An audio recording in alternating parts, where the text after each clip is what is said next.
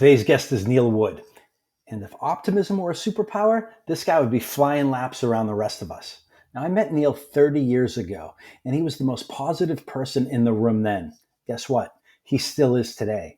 There's no surprise that he once hosted a TV show called Neil Wood's Optimist Island. But don't let the good vibes fool you. Neil's a beast when it comes to sales coaching, and he believes training only works when it's reinforced and coached until it sticks. He's going to drop his 3 go-to questions for every coaching session and hit you with a quote that you're going to want tattooed on your forearm. Here it is. If you're willing to learn, nothing will stop you. And if you're not, nothing will help you. Also, quick riddle. What do listen and silent, what do those 2 words have in common? Neil knows, and by the end of the episode, you will too. If this one made you pause, reflect, or smile at all, that's the Neil effect. Jump into the conversation on LinkedIn and subscribe to the Coach2Scale YouTube channel, and let's help the best get even better. Let's go. Welcome to Coach2Scale, how modern leaders build coaching cultures. I'm your host, Matt Bonelli. Join me as we build a community of like-minded professionals who share the belief that effective coaching improves the performance of every team member. Our mission is to help leaders become better coaches. The Coach2Scale podcast is sponsored by Coachum, the world's first AI coaching execution platform that leverages evidence-based coaching to increase quota attainment. And with that, let's get started.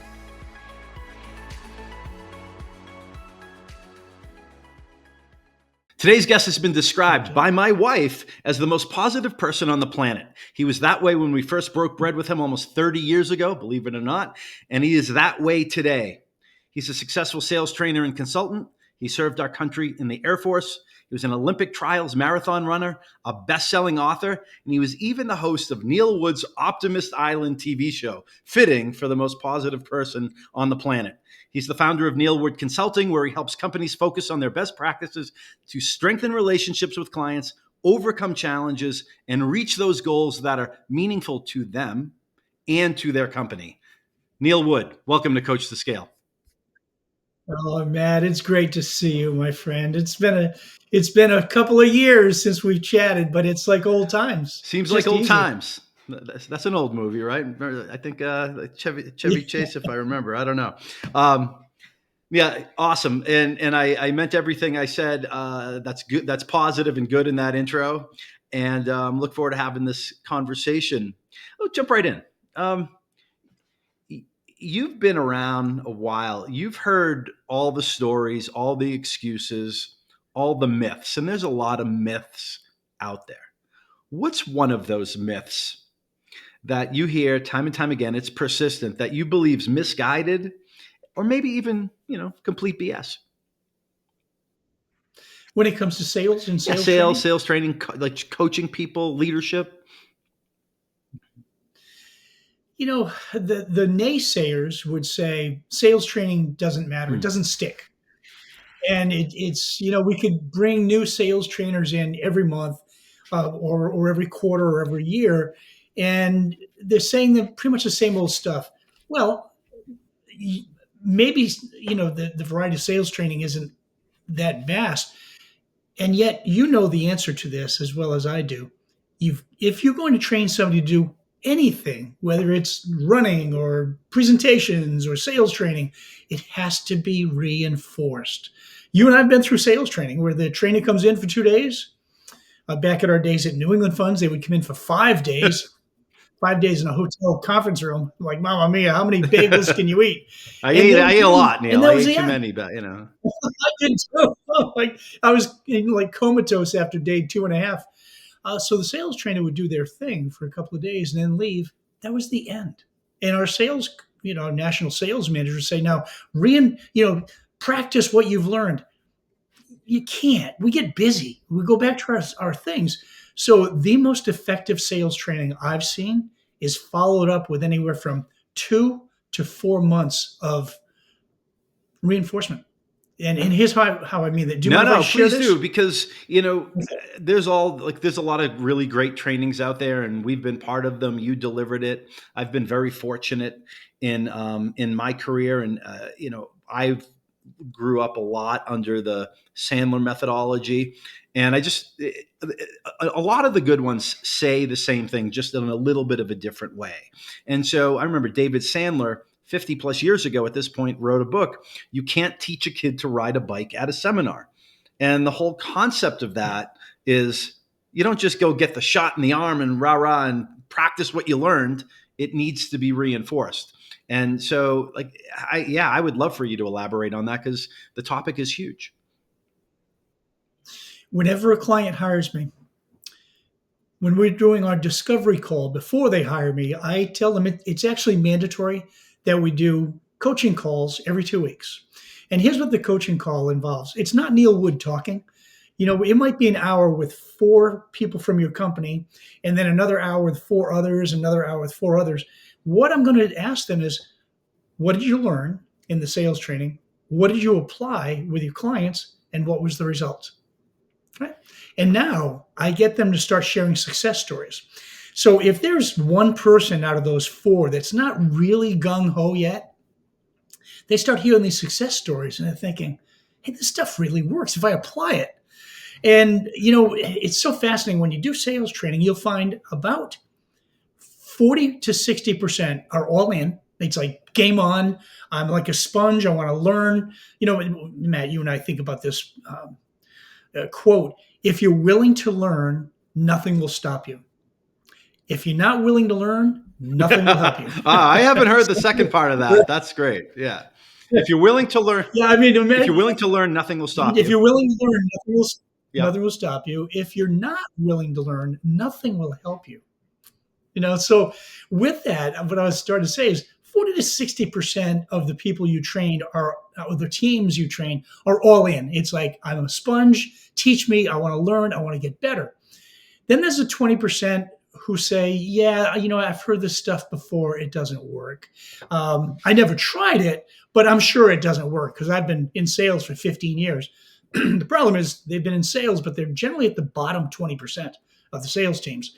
And then there are the 20% that just not only embrace it, but they immediately practice it. They're quick studies. And it's like, this is really cool. I've got to try this.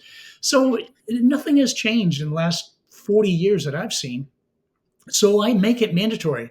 When a company hires me, we will do coaching for at least 2 months, if not 4 or more, just to reinforce and to hear the success stories. Then it burns in, then it really digs. And the only people I find, and I talked about them a moment ago, that don't do well with it are the people who are just not willing to change. And as a sales manager, I've had to let people like that go because they're useless to the team and they'll never change, sadly. As much of I'm an optimist. And you have to be also a realist. Sure. Some people won't change, and that's okay. What? My longtime friend and business partner, Mike, he'd say in the room, there's always 3 types of people. There's the vacationers, hey, training, I got a couple days off out of the field. There's vacationers, there's hostages, and there's learners. And, and every once in a while you get a couple of snipers. But, so Neil, when you've been doing this enough where the clients that you work with, they believe what you believe, they share your value system and they do the reinforcement. And I've done similar. I've gotten pushback, at least initially, that, oh no, we don't need that. We just need someone to come into our national sales meeting and deliver training. Do you ever get that initial, let's call it an objection? And how do you get around that? Yeah, it's interesting because years ago, if someone invited me to do a keynote presentation, I would do it. And they'd say, you don't need to come back. We'll just reinforce it ourselves. And I know they wouldn't because they get busy. So years ago, I would take those and I'd say, great, okay, no problem. It's easy money. It's wonderful. I love being on stage. And I've given thousands of keynote presentations. But now I take more responsibility, maybe because I'll be 70 next year. And I know what works and what doesn't work from experience. So if someone invites me to give a keynote presentation, I'll ask if we'll be doing follow-up and, I recommend coaching. If they say no, I just pass on it. It's just, Matt, the best example I can use is that we are corporate athletes. And when we think of professional athletes, these are the best, the top 0.1% in the world. And yet they practice every single day. If they learn new plays, they rehearse, and they practice at least 5 days a week. And then there's game time. I believe as salespeople, we have to do the same thing. If we want to improve our skills and we want to be the best that we can possibly be, we have to rehearse as corporate athletes. Now, granted, there are some people who are, as I love what you just said, vacationers. And I have had hostages in my sales training sessions, which is really fascinating. And I got that term from you. I love that. We don't like the snipers, but the hostages, we can turn them around sometimes. I'll share a success story in a little while about that. The person in the back of the room sitting like with their arms folded. What are you going to teach me? I've been doing this for 20 years. I've been doing this for 4 years. I'm an expert. I actually had that happen, and I always like to go around the room before we begin and say, hey, what are you expecting? What do you want to learn from the training? What are you expecting from this training? And you're right. There was a guy in the back of the room, arms folded, and he's like, listen, son. Now, granted, I'm almost 70, right? He was about 40. Listen, son, I've been in sales now for 10 years. I pretty much know it all. But I have to be here. My boss demanded it. So I'll be polite. I'll be professional. But honestly, I don't think you can teach me anything. Well, that day, we were talking about consultative selling for the next hour and a half. He had never heard of it. In all of his years in sales, all 10 years, he had never heard of consultative selling. He was taught to just show up and pitch product. So he calls me back 5 days later because I give my cell phone out to all my clients. I want them to share success stories. So he calls back. He said, I have a story to tell you. I called on a prospect that I have called on for 5 years, and she's never done any business with me. So during this appointment, during the sales call, I thought, man, what is it? Why won't she buy anything from me? So he said, I'm going to try that Neil Wood consultative selling stuff. I did not design consultative selling. It's not the Neil Wood stuff. It's been around for 50 years at least. So he said, I started asking her questions. Tell me about your business. What are the challenges? What's working? What isn't? What are your goals over the next couple of years? He said, we had the best discussion we've ever had in 5 years. And at the end of it, she put an order in for $50,000. I sat back and I said, Ruth, I've called on you for 5 years. You've never done a nickel of business. Why not? Why today you give me $50,000? She said, every time you showed up in the last 5 years, you pitched a product. You didn't ask what I needed. You didn't ask what my challenges were. Now you finally listened to what I needed, and you simply had it in your inventory.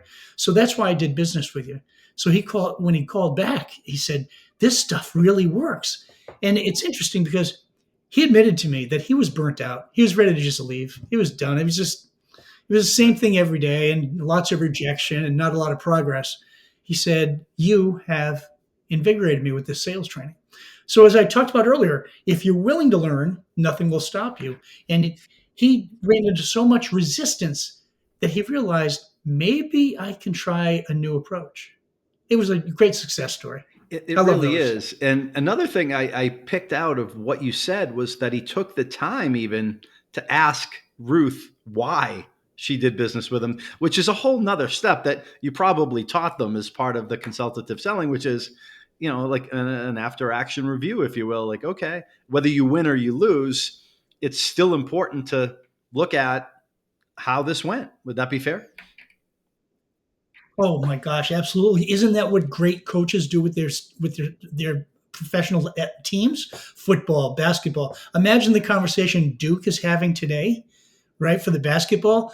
What worked? What didn't? What do we need to change going forward? I mean, that was historic, a terrible loss for them.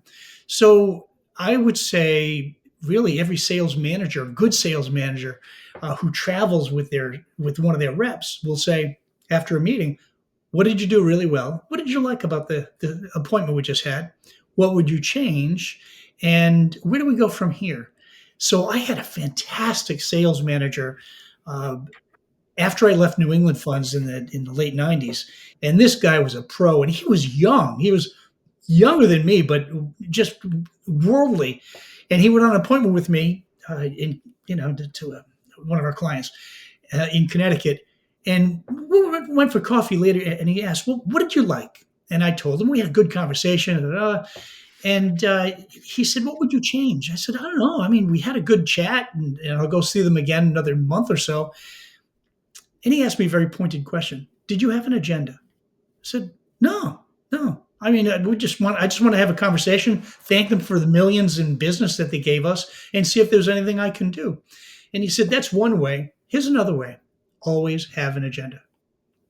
And Matt, you know this as a successful trainer in all your years.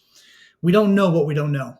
Nobody had ever suggested that I write an agenda. And these days, I encourage all of the people I teach, have an agenda, email it before your meeting. So if we have a meeting on Thursday, I'm emailing my agenda to you today, Matt, and saying, "Okay, here's what I would like to talk about. What would you like to cover on Thursday when I see you, so that we can make the most of your time?" Because we can make a lot of money. We just can't make more time, can we? Right? But it's limited every day, 24 hours. So I said, "I want to value your time and really make this impactful and effective. What else would you like to add to the agenda?" Now they feel like it's their meeting. It's not Neil coming in. It's their meeting. And to your point, You know?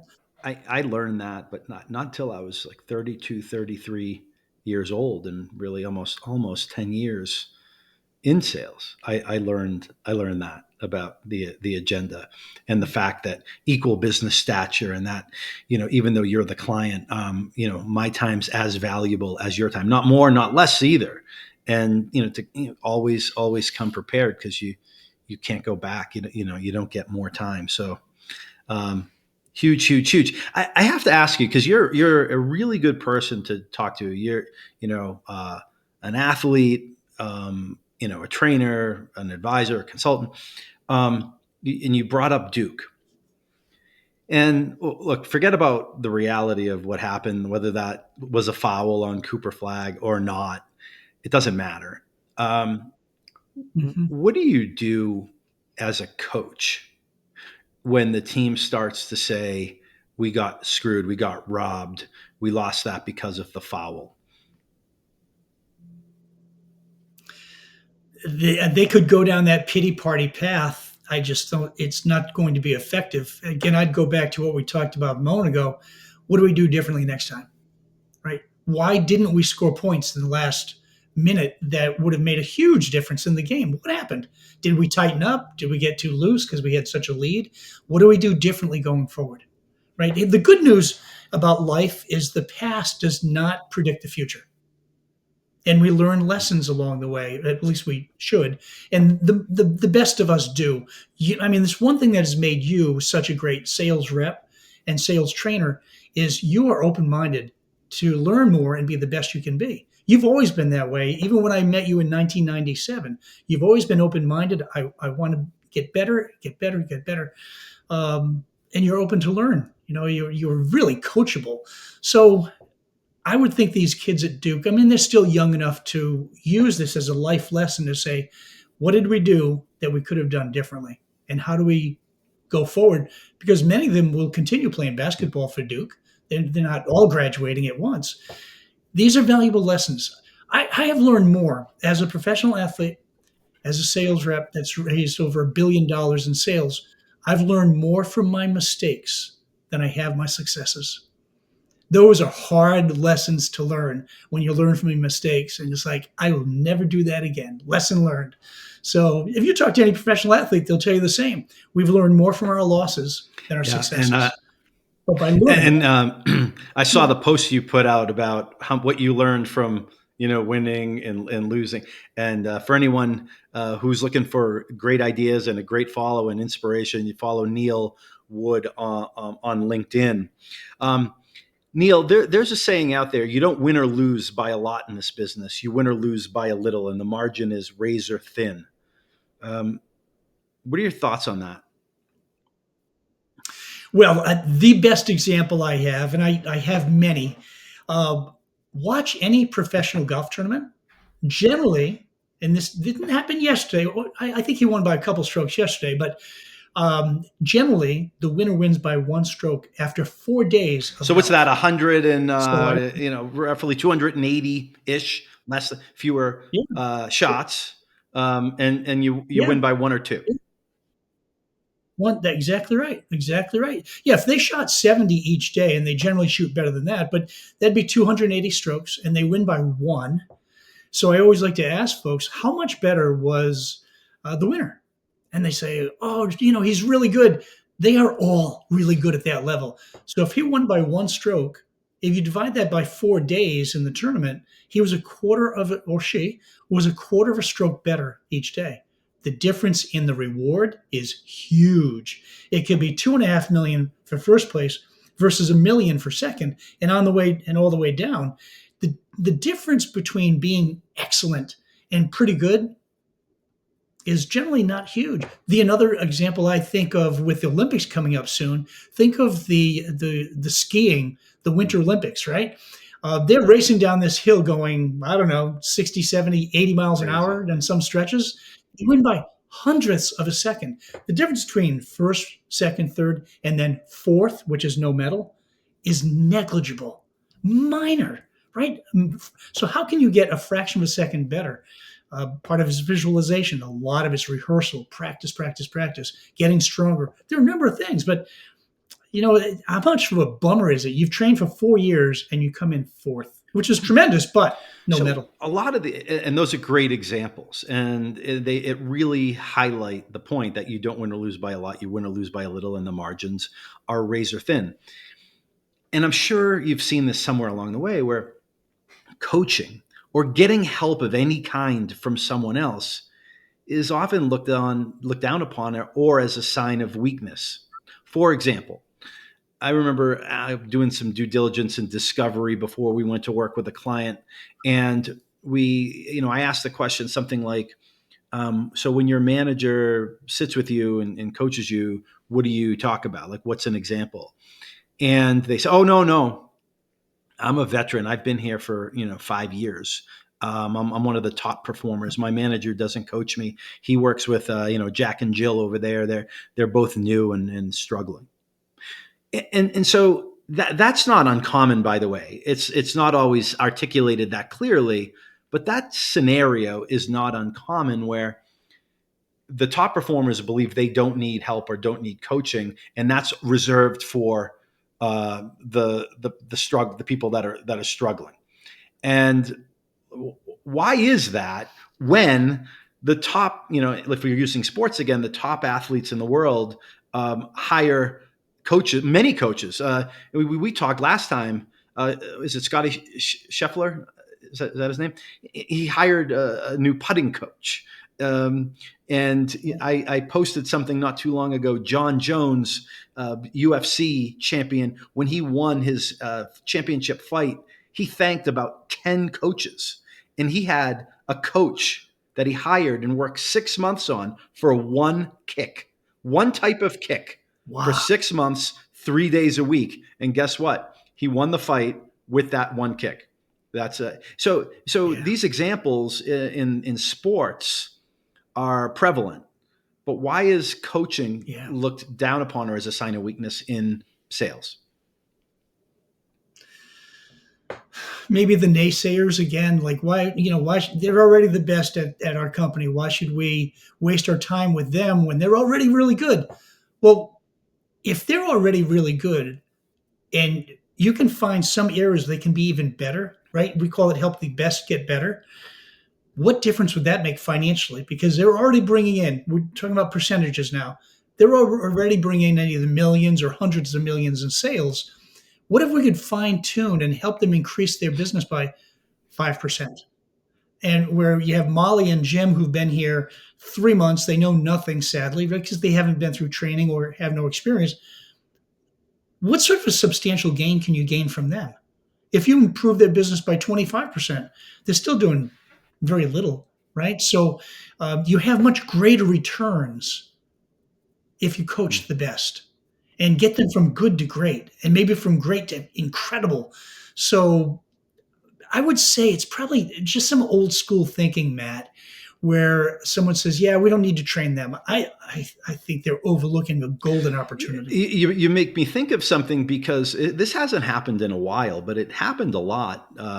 Let's call it 10 years ago, where we would get brought into an organization to help them, and then the sales leader, the chief revenue officer, the VP of sales, he or she would say, "You know what? We have to trim down, cut back the scope." But we want to get started with you, but not in full bore. We want you to work with our bottom performers. And, we would, after probably doing that once or twice and failing miserably, we learned to push back and say what you just said, which is, hey, maybe this isn't the right thing, but if you are going to have us work with a small subset, it should probably be your top performers, for the reason, Neil, you just described, and a bunch of others. But the gravity, physics always pulls them in the other direction. The leaders often want you to work with the people that are struggling the most. But to the conversation we're having here, it doesn't seem to make much sense, right? No, it does not. It's so interesting. And, we met many years ago in the 90s at New England Funds. I don't know if that's okay to mention, but if you believe me, it's interesting. That world is so long ago that a lot of the people that I've known for 30 years, 25 years in technology sales, which is the real, a big crux of the leaders that are watching this, they probably don't even know that I was in financial services sales for 5 or 6 years before I got in. So yeah, it's a walk down memory lane. Yeah. Of course, it's okay to bring up. Yeah, fun times. Well, it's so interesting. So I was number one in sales by a landslide because I covered New England. You're saying you kicked my butt? No, I'm kidding. Go ahead. Well, I've been at it for a long time. We worked together. So, we did. Yeah, we did. And I had a few more years experience. I'm an old geezer compared to you, young man. Right. And I mean that in a positive way. So you were always a leader. So, but I just kicked butt in my territory. And with that, our national sales managers thought, well, why train Neil Wood? He's already the best. Let's work on some of the other people. So I, on my own, started working with Mark Magnaca, the author of So What and The Product Is You. And he watched me do a meeting at Merrill Lynch in Boston. And he just sat in the back. He just observed. And later we went for lunch and he said, okay, what did you like? What did you think you did well? What would you change? And where do we go from here? And I did my typical meeting like we were taught, Matt. Show up, a pile of sandwiches on the table. People grab their sandwiches, they'd listen. Sometimes they learn. And what came out of that is he said, why don't you have somebody introduce you? I said, well, I'm just a wholesaler. Why would anybody introduce me? He said, because if you get somebody with, say a sales manager or the office manager to introduce you, it sets you apart from everybody else who comes in to do a meeting. It's like, well, what would they say? He said, I'll help you with a personal introduction. And since that day, at every meeting I've been at, and you did it right here, I always have a personal introduction. I didn't have to ask you. You just do this because you're a professional and you're an expert at it.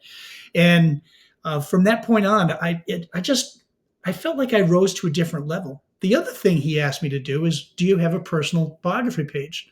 I said, no, wholesalers don't use that. He said, exactly. You want to be different. Similarities don't sell. Differences do. And you've heard me say that at a New England Funds training meeting. Neil, I have a page. I have a question. I literally just says, I'm going to read the question. It's a great segue. Neil, I've often heard the phrase, you can't be perceived as better unless you're perceived as different. You've said similarities don't sell. Why is that? Right. Because then it's a commodity. Similarities don't sell, differences do. So one of the things I've trained people to talk about is having a value prop. And again, I got this from Mark Magnaca in his book titled So What? When someone asks, what do you do? Or what makes you different? You'd better have a damn good answer. The problem is 90% of the people do not. So when we would ask financial advisors, what makes Merrill Lynch different? I'm not picking on Merrill. It's just an example. Oh, well, we have trillions in assets and we've been in business since 1895. Smith Barney said the same. UBS said the same. A.G. Edwards said that it was just a commodity.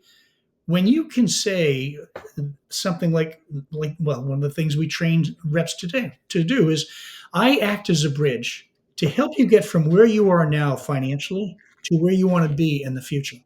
That carries a lot more weight because now people are going to ask, wait a minute, how do you do that? Another rep that we worked with said, I act as a pilot. I'm your financial pilot to get you from where you are now to where you want to be in the future with little volatility. What would be the word you'd have on an airplane? Turbulence. With as little turbulence as possible, considering what's going on in the marketplace right now, Matt, today, a little bit of turbulence. But what we taught them to share is a value prop that would be memorable and encourage people to ask more questions like, wait a minute, how do you do that? And then you can go into your explanation.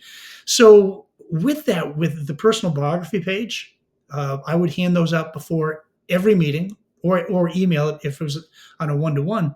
And people would look at the bio. And I remember this happening in Boston. The first time I ever tried it, I put it on people's chairs before they came into the room. There were, let's say, 50 Merrill Lynch reps coming in.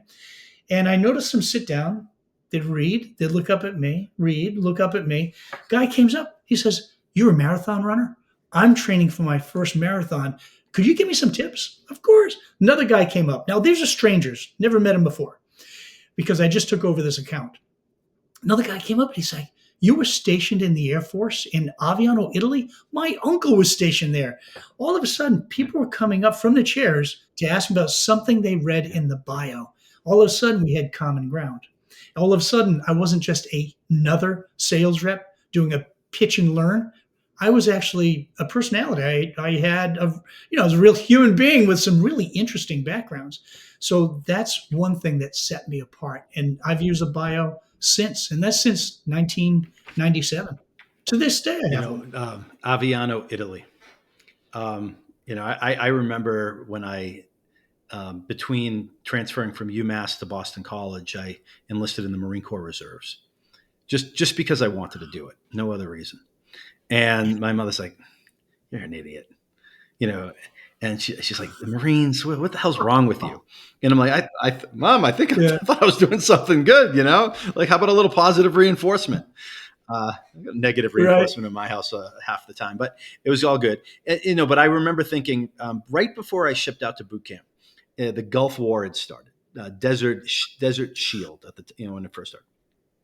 And the CNN was showing, it panned back and forth. It would show the Marines in the foxhole, like all painted up and, sand eating MREs. And then it would pan over to the Air Force, like in the back in this beautiful, big tent headquarters eating French toast. And my mother's like, see, you're an idiot. And I'm like, I'm going to go in the Marines. And I'm in boot camp and eating this crap, getting pummeled by our drill instructors. And all I could think of is that commercial and the Air Force eating French toast. And I'm like, damn. Aviano, Italy. Well, my son was in the Army, and he calls what I was in the chair force. Well, tongue in cheek. But by the way, thank you for your service. Thank you for likewise. I appreciate that. Yeah. So go ahead, Neil. No, so we were talking about Mark Magnaca and the best getting better. I was already bringing in sales, and yet my skill set was vastly improved in the next 12 months. And it was my choice to work with Mark because I wanted to be the best I could possibly be. And we don't know what we don't know until somebody shares something. You're like, why didn't I see that? Because we can't. We need another set of eyes to look at what we're doing to say, hey, there are some things you can improve upon. We want to talk about Brady or Tom Brady or oh my God, from any of the great basketball players. They all had a good coach that brought out the best in them, helped them get a little bit better. And isn't that what we do as sales trainers, Matt? It's what you've done for years. Help people get a little bit better, right? And make progress, No, not perfection, progress. but progress. And I remember my time when I first met Mark McNacka way back then, and doing the fire walk, and then just thought he was an impressive person. And it's great to see that you've maintained that friendship and that relationship for so many years. Neil, a lot of the things we're talking about, I don't think too many people are going to argue with. It's not that they execute it every day. They don't model that behavior as much as they want, but they're not going to argue with anything that we talked about, which is good, But I was just wondering, is there a belief, something that you harbor when it comes to training, coaching, leading, selling, that many would find controversial? I think the one thing people, again, these are going to be the negative people. They're not our peeps. They're not in our circle.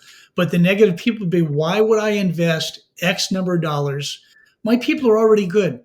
Well, if good's fine with you, okay, I'll move on. But if you want to get better than good, if you want to get the team really firing on all cylinders, you need to bring sales pros like us who've been doing this a long time, and we know there are some little nuances here and there where we can really fine tune. Maybe it's giving presentations. Maybe it's. I talked to a client last week who said when we do demos, we're succeeding about 10% of the time. I see a problem there. And maybe it's because Susie's doing her style of demo, Billy's doing his, right? Bettina's doing hers, and there's no congruency there. And they've never been trained. They're doing what they think is the right way to do it. When you can bring a team together and say, okay, let's have some practice now. Let's talk about best practices when you're doing a demo. And people, you see light bulbs going off like, oh, I never thought of that. It's because you haven't been trained. It's not their fault. Or the person that trained them was good, not fantastic. So I do get some pushback. Why would I invest? I can just train my own team, or they'll learn on their own. They're good. But I think I heard a wise man say you can't teach bicycle riding in a seminar, right? In a webinar. Isn't this, when you said that, it made me think of a car I was behind yesterday, driver's ed. You can't watch a webinar and learn how to drive. You've got to actually do it. You've got to have a pro by your side that says, no, you got to put your blinker on, like, 100 yards before, not 5 yards before the turn, whatever it is. I find the same with sales training. You and I have so many skill sets and so much expertise where we can help companies really succeed. The naysayers don't see that, because they're fine with mediocrity. I've never been fine with mediocrity. I always wanted to be the best that I could possibly be. And even when I ran the marathon in 2 hours and 17 minutes, others ran 2:12 or 2 hours. Most ran 4 hours and 6 hours. It was the best. I could not have trained better. I hired a coach. I did my stretching. I did everything. That was the fastest my legs could move, which is about 5 minutes a mile for 26 miles. There were other people who blew me away. They just had better muscles, better skills. The point there is, you said I couldn't have I couldn't have done better. You trained, you gave it everything you had. You left it all out there. Whereas, yeah, and look, and I ran a bunch of marathons, and I'm more in that closer to the 4-hour category. But like when I ran my best time, 3:51. I even looked at it and I said, I could have done better. I could have done better. And so I wasn't trying to be the best runner in the world, but I was okay with that. But it still is an example of you can almost always do better. But if you look back and say, I couldn't have done better, that's phenomenal. No matter what your time or what your result was, right? You did the absolute best you can. And how many people can say that? Yeah. And isn't the same for sales reps or any role in sales? How can I get better? It's just having that open mind to say, and to recruit somebody like you with expertise to say, how can I get better? What do you do for other sales reps? What skills do you teach them that I might not know? And now it becomes a dialogue. Now it's consultative, right? Tell me what you're doing. How's it working out for you? What do you think you could do better? And then we provide some insight because they don't know Yeah. what they don't know. We come in as that great coach with lots of wisdom and expertise. It's fun, isn't it? Isn't it It's rewarding, super Matt? rewarding. And I love what you said about, oh no, my people can sell where we don't need to invest in this training. What we have is good enough. I mean, essentially what they're saying is what we have is good enough. And I would say a lot of times when salespeople lose deals, they don't lose because their product's terrible, or their service. They lose because whatever the client is doing is good enough. There's not enough pain to change. And that means that they're not looking to be the best that they can be. And which is a challenge. So we've talked about a lot of things. We talked about positivity and the importance of being, realistic. And people could listen to this and say, wow, that Neil, he's a winner. He's never struggled. I know that's not true, but I guess what is a painful lesson that you've learned in this, somewhere along the lines in this business, that actually shaped who you are today? Wow. Well, I don't know how far back you want to Whatever go. that trigger but, was, something that you look I back and say that was like a little punch in the gut. I gotta pay attention here. Yeah. Yeah. I'll tell you one. When I was a teenager, my father was a Navy SEAL stationed in Vietnam. Not much money coming home. We didn't see him. I saw him twice a year for 2 weeks, twice a year. And that was for most of my life. And so as a result, we were on welfare. And to me, that was a punch in the gut because I had a lot of pride. And to be on welfare and to have to cash in a welfare check when you go to the supermarket or at school, you showed them a coin in your palm. That meant you got lunch for free. And I had friends whose families were successful and what I would consider well off. Well off was this. I had one pair of jeans that we bought at the used clothing store. My friend had 6 pairs of jeans. His mother would iron them to make sure they were pressed. I'm like, oh my God, 6 pairs of jeans. So I saw that and I thought, okay, so it's good that I'm going through welfare, being on welfare now, because I never want to be like that ever in my life, nor do I want my children to be like that when eventually I have a family. Those are hard lessons, and it inspired me because I saw that, and then I saw the other homes where they had a happy home and lots of love and lots of money and all those good things, and that's what I wanted. And that's the one thing that drove me when I got into sales is if the better I could become with my clients and the better I could become just as a person, as a sales rep, as a listener when it comes to consultative, the better I could become as a presenter when it came to presenting ideas or getting on stage. The money would roll in. I'd never have to worry about it because if my goal was to be one of the best in the industry, the money comes. When your goal as an athlete or any other professional is to be in the top 10%, money is never a factor anymore. Right? Because the top 10% make a heck of a lot more than the bottom 50 or even the top 70. And it just burned me as a teenager, or I should say inspired me. It set a fire inside of me to be among the very best in the world. And that happened as an athlete, as well as a sales trainer, as well as a speaker and an author. I to this day, I mean, think about it, Matt. We joked about this. I'll be 70 next year. I am as fired up as I was when I was 35.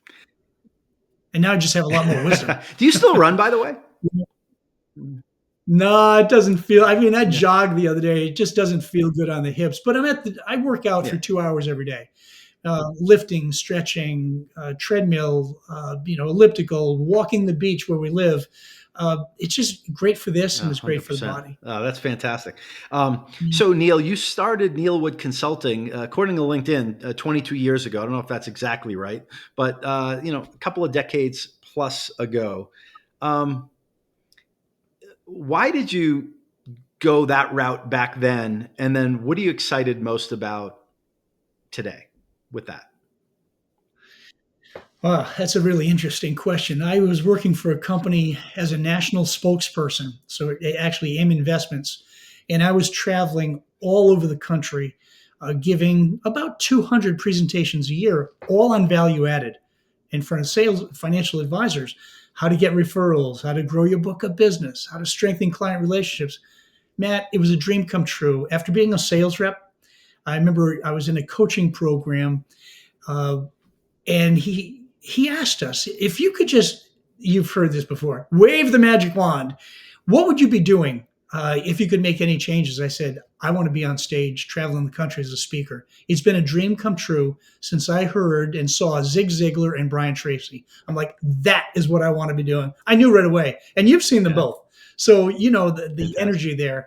And so, as fate would have it, the company I was with was bought out.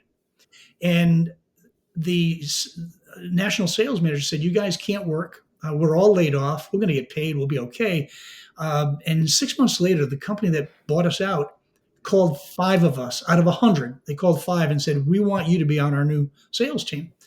And fortunately, I had created a CD in a sound studio with again, Mark Magnacca. And it was all on the value-added presentations I created. As a result, anyway, I got hired as a national spokesperson and traveling all over, really, really fun. But I had 2 kids. And because I only saw my dad twice a year for 15 years, I didn't want to be a dad like that. I wanted to be a full-time dad. I wanted to raise them to be winners and have a great attitude and be successful. So I resigned and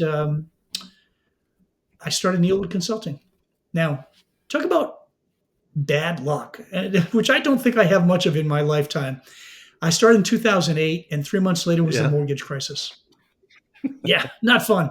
All right. So, especially when you're in financial services and you have a company that trains financial advisors, all those budgets were a limit, up in smoke, gone. So I had to pivot, and I did some other things, and that happens. But what I like more about sales training, and I'd like to get your input on this. What I like about sales training is I'm with teams for at least one day, if not 2, and I'm coaching them after that to see what the results are. If I give a keynote and I'm on stage for an hour, I'll probably never see you again. I mean, that's it. It's one and done. It's like, hey, take care and all the best. And then I'm flying from Miami to San Diego to do the same thing tomorrow, which I love. But I can be more impactful if I'm working with teams for 2 days. What are your thoughts on that? I echo that. I literally echo it 100%. It's all depends on the person, but I found and learned over time that I get energy when I am sharing and helping other people, and I see the progress that's being made. When the light bulb goes off, when they ask the questions, for whatever reason, I get a lot of energy from that. And that really, there's a lot of energy that you can get from 1-2-3 day working with a team, but to see it for weeks and months after, you see the fruits of your collective labor, and it's very rewarding. And, I think also to add on to that, because I'm assuming this was the same for you, Neilwood Consulting, you were the trainer, but you were also, when you left whichever company you were working for prior, you gave up your salary. You gave up all that, security. I put that in quotes. And when I did that, when I left Oracle at the end of 2014, after 15 and a half years, it took me 6 months. And they were a good 6 months. We were very fortunate. But I realized after 6 months that, I'm a business owner, but I'm also a commission-only salesperson.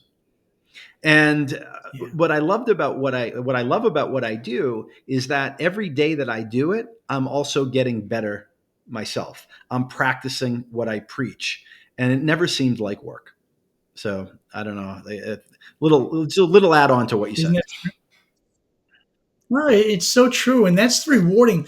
When I think about this, in 1997 or 98, I was in a training seminar where I was in the seats. I wasn't doing the training. That's when I learned about consultative selling. Game changer. Changed the future of my life as a salesperson, and which inspired me to teach that in Neilwood Consulting. The difference between showing up in an office and trying to pitch product We don't know what they want. To me, it's like a doctor. You go into a doctor's appointment. What's a great doctor or Ask nurse do? questions. Tell me, what's going on? Yeah, why are you here? How long you been feeling like that? Tell me more. They're probing. It's the same thing for great sales reps. When we can be consultative, and I don't like to use the word consultative selling because I don't see us selling. We're providing a solution. I call it consultative, perhaps solutions, or just consultative, asking questions, probing, listening. Remember, we talked about this. Listen and silent have the same exact letters. They're just rearranged. We cannot listen unless we're Wow, silent. I listen Right? and silent have exactly the same letters. I Same never knew exact that. I letters. never heard that. They're, they're just rearranged. Yeah. And so with consultative selling, we learn to really ask good questions, which we've prepared already. And maybe we don't have a list in front of us, but we have them here. And it's not 50 questions. This is not an interrogation, but it's a good half dozen questions. What are you trying to accomplish? What are the challenges you're facing? Big picture, 3 years down the road, what would you like to see happen in your business or with your skills that we can work on now? Where 3 years from now, you look back and say, oh my gosh, this was the best relationship I've ever had when it comes to training. And then we just listen. And again, like the good doctor, once we understand what they need, then we can prescribe. We have lots of different solutions. We have to find out what they need first. That was a game changer, Matt. And that's how I raised $1 billion in the next 5 years in sales. I never sold anything. I provided solutions based on their And so, needs. Neil, if others are listening and they want to pull in that $1 billion and help other clients, how can they learn more? How can they get in touch with you? Oh, reach out to me. DM me on LinkedIn or you go to my website and write neilwoodconsulting.com. You'll see some videos on there. I post videos on LinkedIn every single day. It's just what I do because at my point in life, although I've been doing this a long time, and it ties into what you're doing, we simply want to make a positive difference. We want to have an impact. And no matter whom we meet each day, we are having some sort of an impact on them. I want to make sure, like you do, that's a positive one, right? Either way, our energy is going to be absorbed by somebody. I want them to walk away from any of my trainings or any conversation to say, that was definitely worth my time. Because that's what your clients say, right? That's why you have such a vast group of clients because you've done this successfully for so many years. And people know that you genuinely care about their success and their happiness. So it's the same thing with me. I do this because the reward is hearing the success People stories. don't care what you know until they know that you care. Is a quote That's I right. picked up along the way. So as we close out, Neil, this is the Coach2Scale podcast. We bring on people who care about coaching and developing and leading others. And our guests are looking for tips to be that better version of themselves. We're looking to help managers be better coaches. Usually people who care have had that coaching behavior modeled for them somewhere along the way. Who is someone whose coaching has had a significant impact on your career? Well, there are two people I think of right away. Rob Jolles, Jolles, wonderful trainer and mentor of mine. He actually wrote the foreword in two of my books. Rob Jolles is wonderful. And like us, he's been at this a long time.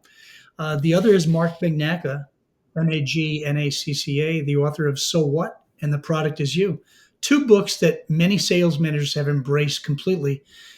He's been both a wonderful trainer, a mentor, and a friend to me. And I've learned so much from him that I couldn't list all the things I've learned.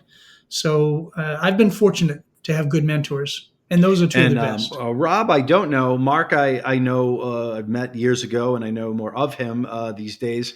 But he went on to have some great success. I believe founder and CEO, co-founder and CEO of Lego, if I'm not mistaken. So doing some Absolutely. fantastic stuff.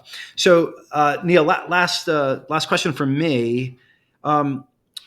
Who's your favorite coach? And when I give you that question, it's more like a name a lot of people would know. Who's someone you look out there whose traits that you admire as a coach in sports or some other field, Oh boy, in sports. or something else? Yeah, I think of John Calipari, right? He's been a tremendous coach over the years. Um, for some reason, his name escapes me. Um, I, It's I'm a going to have to punt on this one. I, I, I can visualize him. I can see him. Um, I don't. He coached the basketball team and for years. He was a legend. I just can't it's think a of it. And we can cut that. We can cut this what's question. that? So we'll skip the question. Yeah. Yes, please. Thank Mike Montague, just cut that question out. No need to go forward with it. But just Neil, out of curiosity, was it Rick Pitino? Yeah, Yes. yeah. Rick Pitino, exactly right. And then there was another guy who was at UCLA, a John legend, Wooden. John Yeah, Wooden. I think he was. yeah, Yeah, those are two yeah. guys I was thinking of. So Yes, thank you. Yeah, Coach Calipari was when I was at UMass before I transferred. He was the coach at UMass Amherst back in the what would that be, late '80s, and yeah. and Patino was like, I would say, like almost a generation older than he was. They just played against each other a couple of weeks ago. Calipari's coaching Arkansas, and Patino's still coaching. He's coaching St. John's, and they played. That was like a throwback. Um, Yeah, and yeah, wherever they go, they bring success. They create success, and it's just yeah. they know what works. So we'll close it out here. So Neil, as we close out here, I always like to give the guests the last word. Any advice or thoughts you'd like to leave me and our audience with? Continue to hire great people with lots of experience to train your teams, like you have here with Matt. I mean, he's a legend in the industry because he really cares. And it's one thing. I mean, you and I have a lot in common when it comes to personality traits and integrity. It's guys like us that make a big difference in the development of sales reps to help them become better than they are now and open up the doors to give them the skills to open up the doors to have a tremendous career. So you and I do this because we care. And the money's fine. I just don't do this for the money. I do it because we care so much. And I think you can relate to that. So if you have, this is for sales managers, CROs, presidents of the company, if you want to see better results, think of what I heard yesterday from a prospect when he called and said, "We have a great young sales team. They've never had sales training, and they've been doing this 5 years. If you continue to do what you've been doing, you'll continue to get the same results. If you want better results, you got to provide better training." And that's what guys like Matt and I do. Neil, thanks so much. It reminds me of a question that I heard somebody ask in an interview one time, and I took it, and it's one of my staples. If I'm interviewing someone, it's okay. So you have 10 years of experience, Neil. So help me understand. Do you have 10 years of experience, or do you have 1 year of experience 10 times? Oh, I think you're right. That's a great one. If people aren't consistently trying to get better, no matter whatever they're doing, right? Now we're talking sales here, but in any role, if you're not trying to get better, you either slide back or maybe stay the same. But I have found that if you're not making progress, Yeah. you're going to slip because there are so many competitors out there that are improving their skills. So that's a great quote, Matt. It's one reason today, and I believe you do the same. When I go for a beach walk or at the gym for a couple hours, I'm listening to YouTube videos on better presentation skills, consultative selling skills, whatever it is. I am always trying to get better at what I do. And you've so done that for as right? long as I've known you, and I'm glad to see the fire's still there. So we'll leave it right there. Neil, thanks so much for joining today. Matt, my pleasure. Great to see you again. And for everybody out there watching and listening, thanks for doing so. If you like what you're hearing, let us know that. Engage with us on social media. Hit that like button on LinkedIn. Comment. Engage with the community. Let us know what you don't like. Let us know what you'd like to see more of. Share your examples. Engage. And thanks for watching. Thanks for listening. And until next time, coach them if you want to keep them.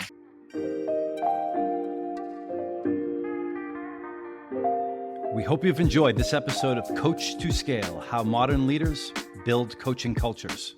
For show notes and other episodes, visit us at coachem.io. That's COACHEM.io.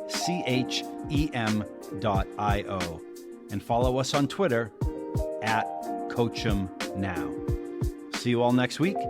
Thanks for joining. And remember, coach them if you want to keep them.